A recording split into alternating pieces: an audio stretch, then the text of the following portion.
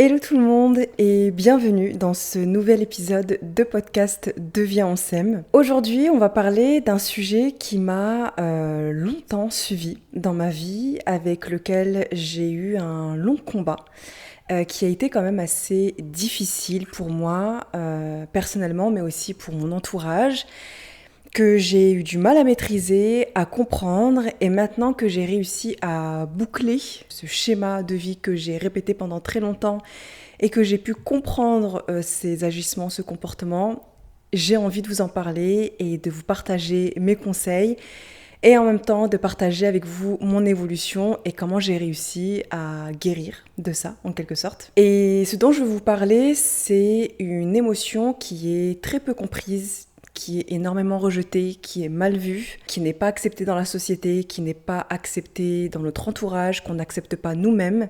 Et cette émotion en question, c'est la colère. Mais aujourd'hui, dans cet épisode, j'ai envie de vous montrer que la colère n'est pas notre ennemie, qu'elle est un message précieux. Elle est une énergie brute, certes, qu'elle est intense, qu'elle est inconfortable aussi parfois, mais elle est vraiment très puissante pour notre évolution, pour notre compréhension de soi, pour toute cette transformation qu'on veut se donner à soi-même.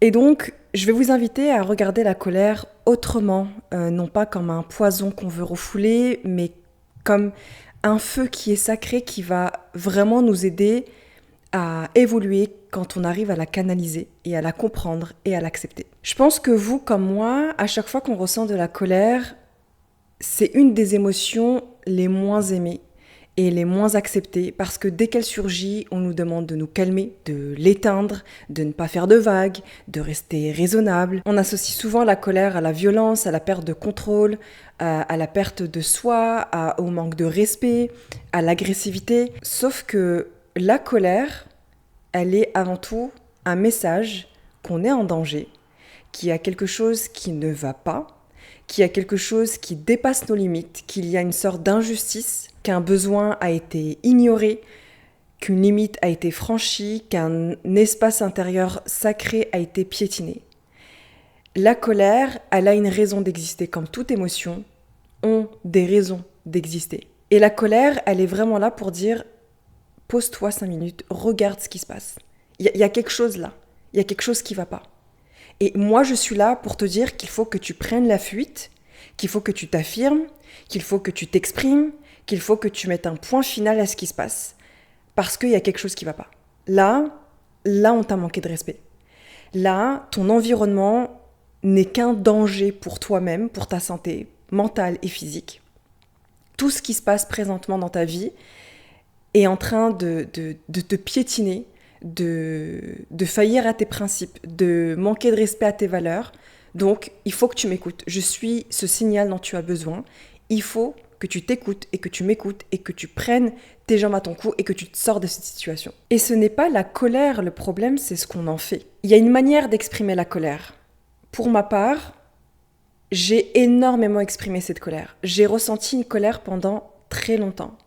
Surtout dans mes relations amoureuses, j'ai eu une colère qui m'a accompagnée. J'ai eu beaucoup d'agressivité envers mes partenaires. J'ai eu beaucoup de sentiments d'injustice, de trahison. J'étais tout le temps dans un combat que je menais avec moi-même et contre mes partenaires, parce que je n'arrivais pas à déterminer, à comprendre, je n'avais pas le recul nécessaire pour réaliser que la relation dans laquelle j'étais était extrêmement néfaste pour moi, et que la colère, elle était là pour me montrer justement que c'était pas du tout, mais absolument pas du tout aligné à moi, et qu'il y a des successions de choses qui sont vraiment malsaines et vraiment dangereuses pour ma santé mentale. Dans la majorité de mes relations, alors pas toutes heureusement, mais surtout durant ma vingtaine, parce que cette colère, elle s'est vachement apaisée dans la trentaine, et je vais vous expliquer ensuite pourquoi, mais dans ma vingtaine, j'avais cette colère constante. Je parle beaucoup de mes relations amoureuses, mais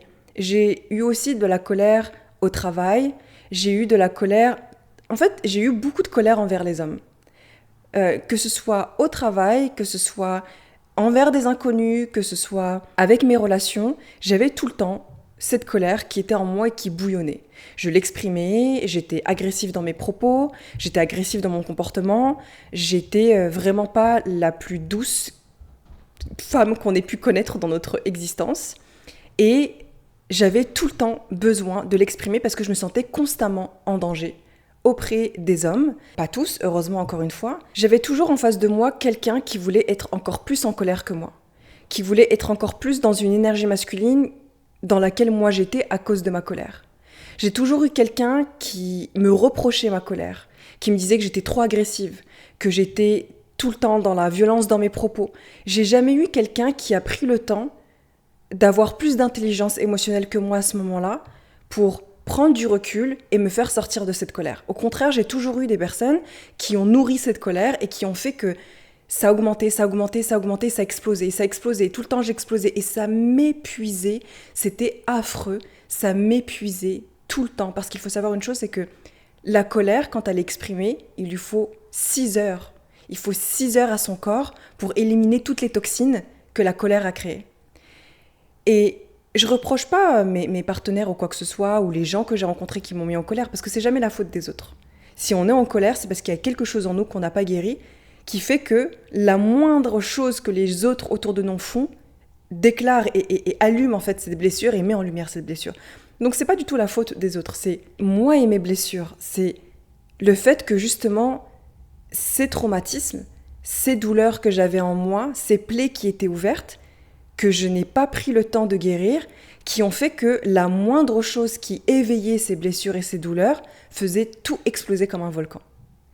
Donc, ce n'est pas le problème des autres, c'est moi et mon rapport avec ces blessures, avec mes traumatismes et mon processus de guérison. Et donc, je culpabilisais tout le temps d'être en colère. Je culpabilisais tout le temps parce que d'une part, je ne comprenais pas pourquoi j'étais tout le temps en colère.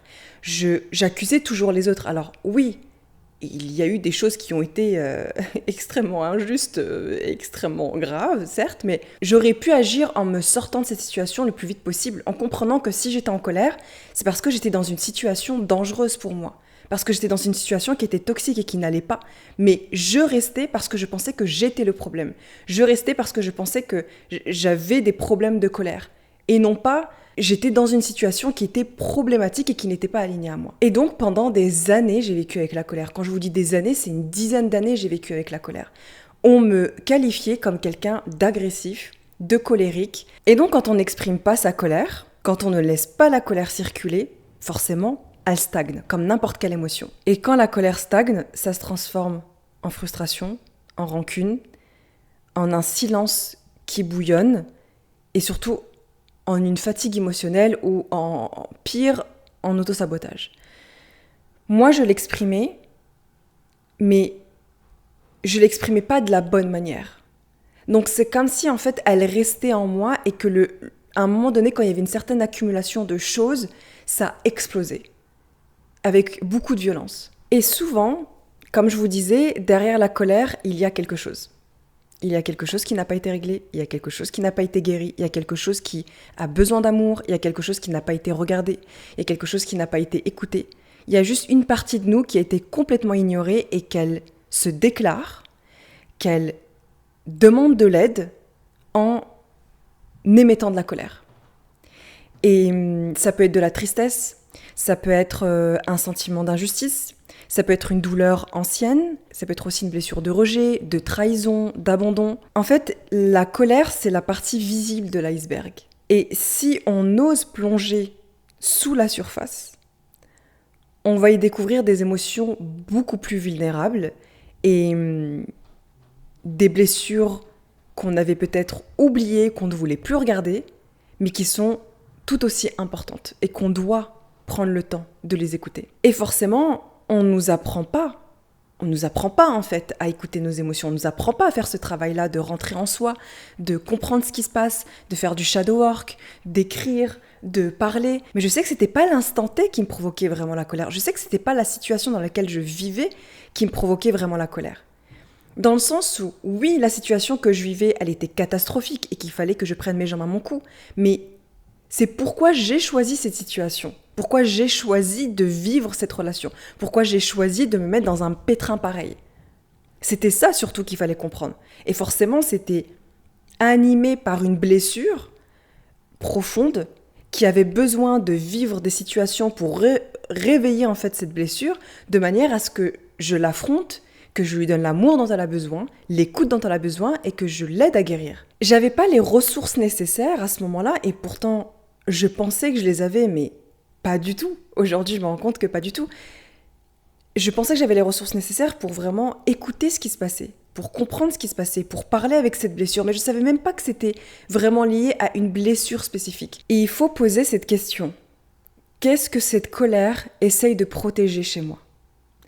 Est-ce qu'elle essaye de me protéger d'une injustice ? Est-ce qu'elle essaie de me protéger d'un besoin que je n'ai jamais écouté ? D'une partie qui a été négligée ?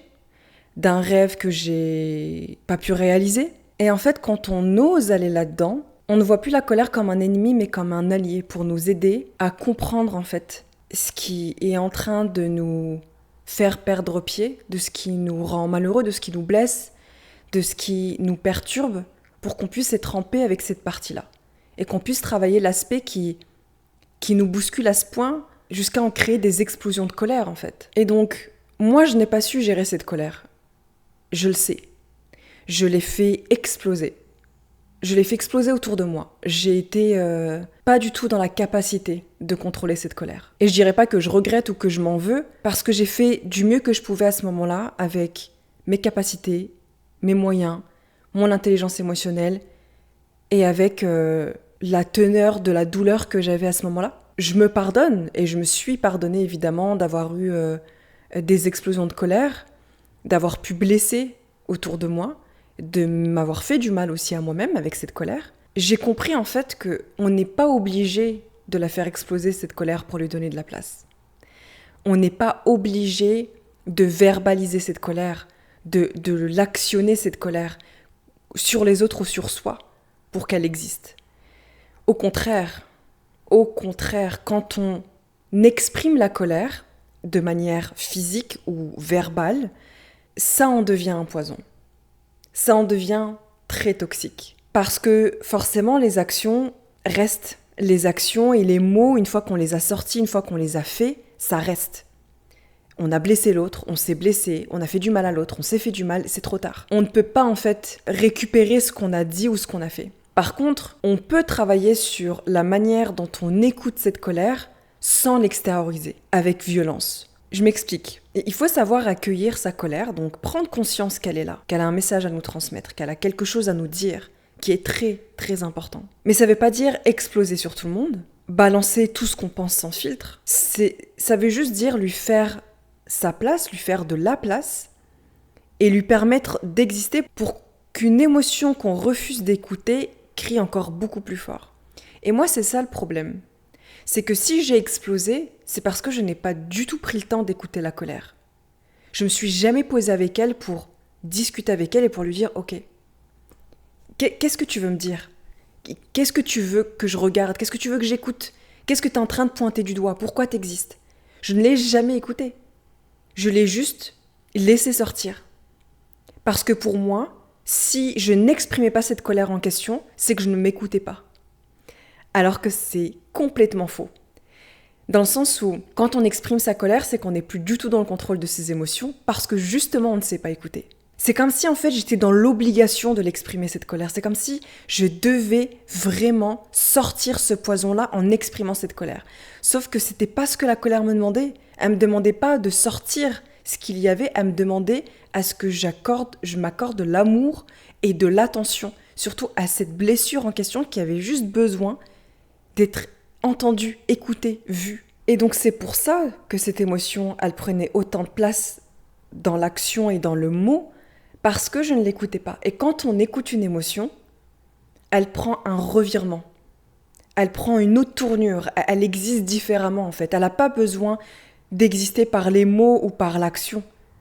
Parce qu'elle a juste besoin de nous, de notre attention. Elle n'a pas besoin de s'exprimer dans la matière. Elle n'a pas besoin de sortir. C'est pas ce qu'elle demande. C'est comme un enfant qui nous tire en fait sur la jupe, sur le pantalon, qui nous dit « Eh, écoute-moi, regarde, je vais te montrer un truc, regarde », qui fait ça sans cesse, et que tant qu'on le regarde pas, eh ben, l'enfant va continuer, il va devenir de plus en plus impatient. Mais si on prend le temps de le regarder, l'enfant lui dire « Oui, montre-moi », tout se calme. Tout est plus apaisé en fait. C'est la même chose pour nos émotions. Et le jour où j'ai réussi à sortir de cette colère, C'est le jour où j'ai réussi à me sortir de ces environnements qui me provoquaient de la colère. On n'a pas besoin, de manière impérative, de vivre des situations qui réveillent nos blessures pour se rendre compte qu'on a des blessures. On n'est pas obligé de s'infliger ça. Et je pense que moi, dans mon inconscient, j'avais besoin de vivre des situations qui réveillent mes blessures pour comprendre et pour apprendre à les guérir. Aujourd'hui, je n'ai plus besoin de vivre des situations qui mettent en lumière toutes mes cicatrices et qui mettent en lumière toutes mes plaies pour les regarder. Je n'ai plus besoin de ça. Je n'ai pas besoin de foncer tête baissée dans des situations toxiques pour me dire « Ah, t'as vu ? Là, il y a encore un truc qui va pas. » Je ne veux plus du tout de ça. Je n'ai pas envie de m'apporter et de me donner ce genre de cheminement dans ma vie pour guérir. Je n'ai pas besoin de souffrir pour guérir. Je pense que j'ai eu ma dose à ce niveau-là. Et du coup, quand je suis sortie de tous ces environnements, parce que j'ai tout plaqué, à un moment donné, j'ai vraiment tout plaqué. Parce que je me suis dit, tu ne peux pas guérir dans un environnement où tu es en danger. Tu ne peux pas guérir dans un environnement hostile. Tu ne peux pas guérir dans un environnement où tu n'as pas le temps de guérir parce qu'à chaque fois que tu guéris, on réouvre ta cicatrice pour mettre tes plaies, en fait, comme ça, la chair vive. C'est pas possible. Et donc, j'ai dû me sauver de cette situation, de ces situations, en mettant un terme à absolument tout. J'ai tout arrêté, absolument tout arrêté. Mes relations, mon travail, mes projets pour revenir à moi et comprendre, ok, maintenant qu'on a réussi à sortir de ça, maintenant qu'on a réussi à mettre un terme à tout ça, on va prendre le temps, toi et moi, ma belle, et on va discuter et on va se promettre que la colère ne va plus guider notre vie. Parce que la colère dictait ma vie. La colère décidait pour moi. La colère avait une place immense. Et je me suis dit, c'est fini, ce n'est plus possible. Tu ne peux pas vivre comme ça parce que tu vas vieillir à 40 ans avec un cancer. Tu ne peux pas vivre comme ça. Et tu ne peux pas en vouloir aux gens d'être tout le temps en colère. Tu t'es mise dans cette situation. Tu as choisi ces gens-là. Tu as choisi ces relations et tu as choisi cet environnement en question.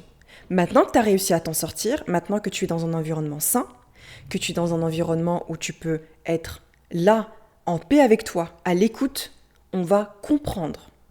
On va discuter avec ces émotions, dont la colère, et on va comprendre pourquoi. Pourquoi pendant toutes ces années tu étais en colère ? Pourquoi pendant toutes ces années tu as choisi des situations qui nourrissaient ta colère ? Je ne pouvais pas faire ce travail-là dans un environnement hostile. C'était pas possible. Et depuis que je m'en suis sortie, tout est devenu limpide, clair. C'est comme si en fait ce voile que j'avais devant mes yeux, le voile de la colère que j'avais devant mes yeux, parce que la colère ça prend énormément d'énergie, ça pompe notre énergie mais à un niveau c'est extrême. Et on a des œillères et puis on voit flou à cause de cette émotion, à cause du manque d'énergie, à cause du fait qu'on n'arrive pas à voir plus loin, on n'arrive pas à voir plus loin que ce qui nous blesse. Et là, quand je suis sortie de ça, ce voile s'est levé et déjà, j'ai découvert une vie sans colère et je me suis dit, mais waouh! En fait, c'est sucré, salé, mielleux, c'est incroyable. Depuis ce moment-là, donc ça fait quelques années maintenant, je n'ai plus, écoutez-moi bien, je n'ai plus jamais eu une seule crise de colère. Je n'ai plus jamais ressenti la colère. Que ce soit de la frustration, de la gêne, du mécontentement, c'est une chose. La colère, je parle de la colère. Cette colère qui créait un monstre en moi. Quand je vous parle de ma colère, et je le dis avec aucune gêne, c'était une colère qui était vraiment dans un excès total. Et je pense que c'est important aussi que je vous le transmets parce que j'ai besoin déjà d'une part d'être transparente avec vous parce que j'ai pas été cette femme calme toute ma vie. J'ai pas été cette femme en paix comme je suis aujourd'hui toute ma vie. Je viens de loin, j'ai eu un parcours de fortes émotions pendant très longtemps. Et surtout aussi pour qu'on change de spectre par rapport à la colère. J'étais pas méchante, j'étais pas mauvaise, j'étais pas... je détestais pas le monde, j'en voulais pas aux autres. J'étais juste en souffrance. Je souffrais juste terriblement. Et je savais pas comment faire. Et donc, ma seule manière de demander à l'aide, c'était en étant en colère. C'était ma seule manière de pour mon corps, pour mon subconscient, de demander à l'aide. Sauf que je comprenais pas que c'était un appel à l'aide, cette colère. Et les gens autour de moi ne comprenaient pas que c'était un appel à l'aide non plus. Parce que ça demande une énorme intelligence émotionnelle de ne pas être touché par la colère de quelqu'un d'autre. Parce que c'est une émotion qui est très très forte. Et que quand on est en colère face à quelqu'un, ça contamine tellement qu'il faut un mental d'acier et qu'il faut être un samouraï pour step back et ne pas du tout être touché par la colère de l'autre. C'est impossible. Enfin, c'est pas que c'est impossible, mais ça demande une force mentale, ça demande un alignement avec soi et une maîtrise de ses émotions qui est immense. Et aujourd'hui, je suis tellement, tellement fière de moi de me dire que depuis ce jour, je n'ai jamais été en colère à nouveau. La preuve que j'ai compris, j'ai guéri et que je ne choisis plus les environnements qui vont me mettre en colère. Je me demande, est-ce que si je choisis les mêmes situations qui me mettaient en colère, est-ce que je serai toujours en colère ? Je sais pas. Je n'arrive plus à m'imaginer en colère. Je n'arrive plus du tout à m'imaginer dans ces excès de colère. Je ne sais plus ce que ça fait en moi, je ne sais plus ce que ça crée, je ne sais plus comment mon corps réagit avec la colère. Je pensais en fait que j'étais colère, que j'étais une boule de colère. Aujourd'hui, j'ai compris pourquoi j'étais en colère. J'étais en colère à cause de nombreuses trahisons. J'étais en colère à cause de grosses injustices. J'étais en colère à cause de choses graves qui me sont arrivées. J'étais en colère à cause des besoins qui n'ont pas été écoutés. J'étais en colère à cause de choses qui n'ont pas été vues, que j'ai partagées. J'étais en colère parce que je n'avais pas l'amour que je voulais. J'étais en colère pour un lot énorme de choses. Pour plein de choses. Pas seulement à cause de mes relations. Oui, elles ont créé des colères, mais parce que ces colères-là, elles viennent de blessures beaucoup plus lointaines et de petites choses et de grosses choses que j'ai accumulées, dont je n'ai jamais questionné, dont je n'ai jamais pris le temps de comprendre pourquoi je répétais les mêmes choses, pourquoi j'attirais les mêmes personnes, pourquoi je vivais les mêmes cycles, pourquoi je suis tout le temps en colère avec telle et telle personne, avec telle et telle situation. Et donc, quand on ne se pose pas la question, on répète, et puis on accumule cette colère, on devient colère, on est un monstre de colère, et puis à un moment donné, on ne peut plus être colère, parce que notre santé ne peut pas assimiler autant de colère, c'est pas possible. Et donc, à un moment donné, on a un instinct de survie qui est de se sauver et de tout quitter, tout. Moi, c'est ce qui s'est passé, du coup. Mais maintenant que j'ai les ressources, maintenant que je sais comment m'y prendre, maintenant que j'ai compris, que j'ai analysé, que j'ai fait ce travail sur moi, que j'ai eu le temps, l'espace, l'environnement pour me parler à moi-même, pour parler à cette colère, pour poser carte sur table, pour comprendre mon fonctionnement, pour comprendre ce qui me blessait et ce qui faisait que je devenais ce monstre de colère, je peux maintenant vous donner les manières d'accueillir cette colère. Premièrement, quand la colère arrive en vous, peu importe l'intensité, changez de pièce, sortez dehors immédiatement. Même si vous êtes en pleine conversation, sortez. Allez prendre l'air, allez sur votre balcon, allez dans votre jardin, sortez dans la rue, sortez. Il faut changer d'environnement immédiatement quand la colère monte. Sauf si vous arrivez à shut down immédiatement votre émotion, c'est-à-dire en vous observant, en ayant conscience que la colère monte, en respirant profondément et en faisant complètement autre chose.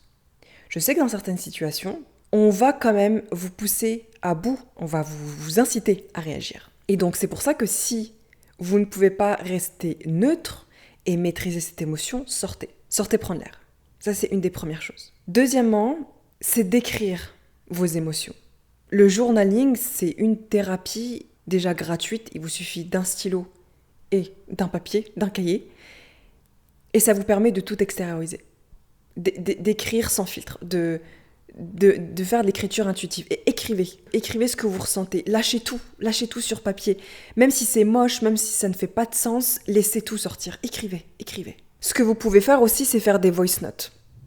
Vous enregistrez en train de parler ou alors de parler tout seul à voix haute sans forcément vous enregistrer pour extérioriser ce qui se passe. C'est pour exprimer ce qui se passe sans forcément vous adresser à quelqu'un, sans cracher votre colère sur quelqu'un ou sans créer des débordements chez vous. C'est juste exprimer. Un truc tout bête. Prenez un oreiller, tapez dedans. Criez dedans, dansez, sautez, allez courir, allez à la salle de sport, faites ce que vous voulez, mais en fait c'est tellement une boule d'énergie immense, un feu en nous, qu'il faut l'extérioriser physiquement. Mais aussi et surtout, le plus important, c'est en écoutant cette colère, en lui permettant d'exister. Ne vous dites pas « merde, je suis en colère, il faut que j'éteigne cette colère, elle n'a pas le droit d'être là, elle n'a pas le droit d'exister, c'est pas bien d'être en colère, c'est de la faiblesse, ça veut dire que je n'ai aucun contrôle de mes émotions, ça veut dire que je vais être violent ou violente, que je vais être agressive. » Non, quand je dis écouter la colère et prendre conscience qu'elle existe, c'est pas forcément attaquer l'autre ou être dans la violence, c'est j'ai conscience que je ressens de la colère. J'ai conscience que là, mon corps, il est en train de bouillonner. J'ai conscience que là, il se passe quelque chose énergétiquement. Je l'accueille. Je l'accueille en méditant, en respirant. Juste, je l'observe, je l'écoute. Je n'ai pas besoin de réagir. Je n'ai pas besoin de faire quoi que ce soit. Je la laisse exister. Elle existe pour mon bien. Elle existe comme un signal. Je la laisse exister. Tout simplement en vous donnant le droit d'être en colère, sans culpabilité, parce que cette émotion à sa place, elle mérite d'être entendue tout aussi bien que la tristesse, que l'inquiétude, que la peur, elle a le droit d'être écoutée. Ce n'est pas parce qu'elle est vive, qu'elle est intense, qu'elle donne beaucoup d'énergie, qui nous donne la possibilité de gravir des montagnes, qu'elle n'a pas le droit d'être entendue. Elle mérite d'être entendue. Elle mérite d'être écoutée avec amour, avec bienveillance. Elle mérite vraiment toute notre attention, sans le besoin nécessaire de réagir. Je ne l'ai pas pour autant écoutée ou entendue parce que j'ai réagi, parce que j'ai explosé cette colère. Jamais, pas une seule fois. On peut aussi transformer sa colère. Aujourd'hui, cette colère, je l'ai transformée pour vous partager mon expérience. Elle m'est utile aujourd'hui pour que je vous parle de ça. Elle m'est utile pour qu'elle me donne l'inspiration de discuter avec vous. Vous pouvez aussi la transformer de manière créative. Vous pouvez aussi l'utiliser pour raconter votre histoire, exprimer votre colère dans votre œuvre, dans votre art, dans votre musique, dans vos peintures, dans tout ce que vous voulez exprimer de manière créative. Et c'est ça la beauté de la créativité et de l'art, mais aussi on peut la transformer de manière physique pour dépasser nos limites. On peut la transformer, on peut l'utiliser comme moteur pour aller plus loin aussi dans nos projets, dans notre besoin d'évoluer, dans notre besoin d'être plus épanoui, de se donner une meilleure vie. Et moi, la colère, je l'ai aussi transformée comme ça. Elle a été un moteur pour que je m'en sorte, pour que je me donne une vie beaucoup plus saine, beaucoup plus apaisée, pour que je trouve cette quiétude. Je rêvais d'une quiétude. C'était mon goal. Aujourd'hui, j'ai atteint cette quiétude. Je pensais que je serais jamais dans la quiétude et que Mariam est égale colère. Pendant très longtemps. Et Mariam n'est pas colère. On n'est pas nos émotions.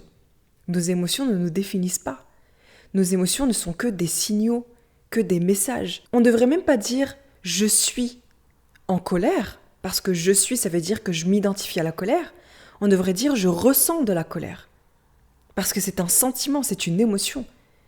Donc le concept de dire « je suis » et l'émotion derrière, c'est devenir cette émotion. Et c'est pas bon du tout, parce que du coup on finit par s'identifier à cette émotion. Donc notre langage aussi a un impact. Je ressens la colère, la joie, la tristesse, mais je ne suis pas cette émotion. Et c'est important en fait que cette émotion que vous avez qui traîne en vous, donc en l'occurrence la colère, vous l'utilisez d'une manière où vous pouvez la rendre magique, magnifique, la transformer comme quelque chose de puissant à travers l'art, à travers le sport, à travers la danse, la musique, à travers des échanges. Mais toute émotion, au-delà du fait qu'elle soit là pour nous pointer du doigt quelque chose qui ne va pas, quelque chose qui n'a pas été entendu, quelque chose qui n'a pas été écouté, qui n'a pas été aimé, elle est aussi là pour nous donner un élan, pour transformer quelque chose en nous. Et ça, c'est ça qui est puissant dans les émotions. C'est ça qui est sublime. Et c'est ça qui fait que on a la chance d'être des humains parce qu'on ressent des émotions. Même si on se bat contre elles constamment parce qu'il y a des émotions qu'on ne veut pas ressentir, mais elles sont toutes merveilleuses. Elles sont toutes nécessaires. On a tous besoin de ressentir chacune de ces émotions.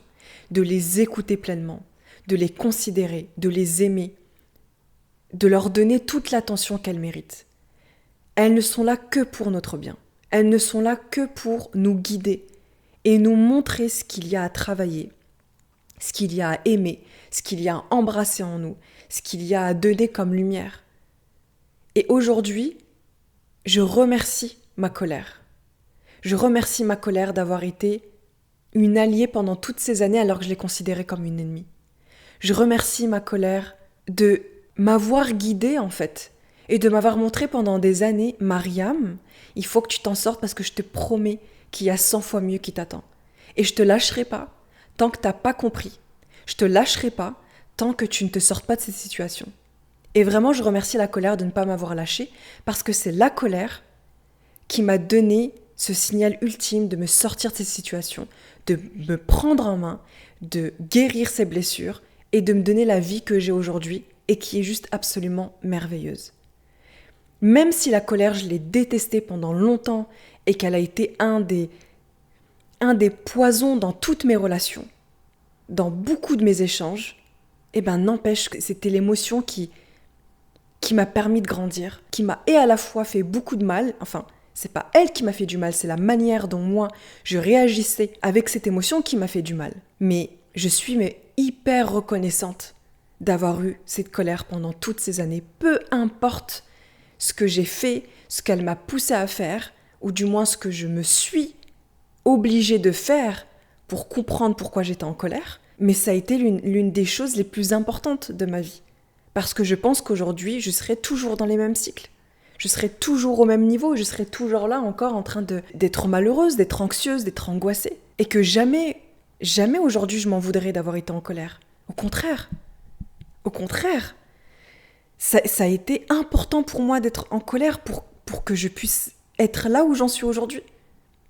Parce qu'elle a été là, un phare dans ma vie, à me guider, à me dire « ça va pas, il y a un truc qui va pas, on n'écoute pas tes besoins, on te trahit, on te rejette, on te piétine, tout le temps, constamment. » Et aujourd'hui, si je ressens plus de la colère, c'est la preuve ultime que je m'écoute enfin, que mes besoins sont écoutés, que je m'aime, que je respecte mes limites, que plus personne ne les piétine.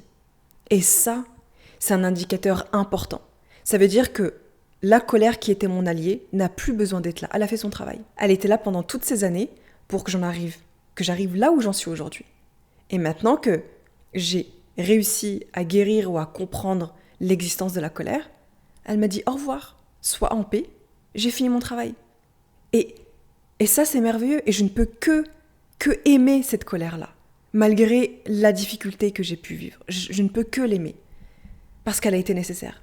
Elle a été hyper importante. Donc aujourd'hui, je veux vous inviter à regarder votre colère différemment. Non plus comme quelque chose à cacher ou à craindre ou à rejeter, mais vraiment comme un message précieux. Un cri, un appel au secours. Parce que derrière elle, il y a une vérité qui doit être entendue. Il y a une puissance qui mérite d'être canalisée. Et vous n'êtes pas trop, vous n'êtes pas difficile, vous n'êtes pas violent, vous n'êtes pas mauvais, vous n'êtes pas méchant. Vous êtes juste blessé, pas écouté, mal aimé, en souffrance, rejeté. Mais ça ne fait pas de vous quelqu'un de mauvais ou de méchant. Absolument pas. Et cette colère, c'est votre boussole intérieure. Pour vous dire, là tu es sur la bonne voie, tu es aligné à toi. Ou non, là il faut que tu t'en ailles. Il faut que tu changes d'environnement, il faut que tu changes de vie, ça va pas. Et heureusement qu'on a cette boussole. Donc la prochaine fois que vous ressentez de la colère, donnez-lui tout l'amour du monde et toute votre attention et votre écoute. Elle est votre allié, elle est la chose la plus importante pour vous. Prenez le temps et remerciez-la d'être passée. Remerciez-la d'être venue parce qu'elle vous a sauvé, parce qu'elle vous a indiqué que quelque chose n'allait pas. Et vraiment, soyez plein de gratitude pour cette colère. Peu importe ce que vous avez pu faire ou ne pas faire, on ne peut pas être parfait, on ne peut pas tout le temps maîtriser nos émotions à la perfection. Ne vous en voulez pas, pardonnez-vous. Pardonnez-vous d'avoir peut-être dépassé les bornes ou d'avoir surréagi ou d'avoir blessé. Demandez pardon aussi. Demandez pardon, mais pardonnez-vous surtout. parce que vous avez fait du mieux que vous pouvez avec ce que vous aviez à l'instant T. Voilà. Je vous avoue que c'est un épisode qui m'a beaucoup émue parce que ça m'a ramené à une période vraiment, vraiment, vraiment très intense dans ma vie, mais que je ne regrette pas du tout et qui m'a permis d'être la personne que je suis aujourd'hui, la femme épanouie que je suis aujourd'hui. Mais j'ai longuement hésité avant de faire cet épisode, même si je ne vous ai pas tout dit dans les détails, mais dans le sens où j'avais besoin d'être vraiment prête pour parler de ça, parce que j'ai longtemps eu honte d'avoir été cette femme colérique à cause du regard des autres, à cause de la culpabilité qu'on me donnait, à cause de plein de choses. Donc pendant longtemps, je n'assumais pas d'avoir été cette femme en colère. Et aujourd'hui, je l'assume et j'embrasse cette femme-là et je remercie cette femme-là. Je la prends dans mes bras et je lui donne tout mon amour parce que ça a été une battante. Elle était en souffrance, mais ça a été une guerrière, ça a été une battante. Elle m'a permis d'être cette femme calme et sereine que je suis aujourd'hui et que je n'aurais jamais imaginé en fait. Donc, en tout cas, j'espère que ça a semé des graines en vous. J'espère que ça vous a fait du bien. Merci de m'avoir écouté jusqu'au bout, comme toujours. Je vous serre dans mes bras, je vous envoie plein d'amour. Merci d'être présent et puis on se dit à très bientôt pour le prochain épisode. Bye bye.